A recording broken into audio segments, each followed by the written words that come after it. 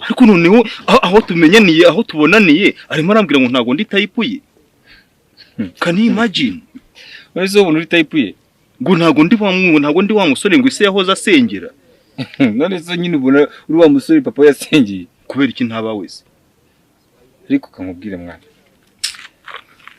dukunda kwibeshya cyane mu buzima uko nyumva uragiye urareba ubona we nayisha muhuje nyine mushobora gukundana akakube ngo ukabashiri wiwe ukaba ari we mugabo umwitaho ufite iki zishobora gutuma umwitaho Nkubwe mbwira ngo mfite iki se ntago ndimo ndashakisha amafaranga ejo cyangwa ejo bundi ntago nzabona amafaranga.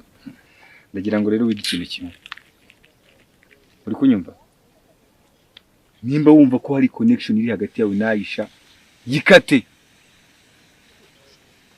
Ubwo niyo nama wangira. ni iki special so wumva ko gishobora gutuma mukomeza mukaba muri kumwe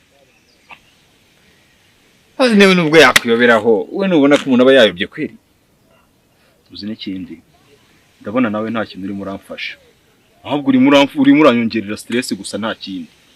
umva nkubwire kuba mwarariye akantu ntago bivuze ngo hisaba wawe ibyo babyita fuck and go and forget uri kunyumva ibyo ni ibintu twirirwamo dukora twarabirambiye twebwe ibyo ugomba kubyishyira mu mutwe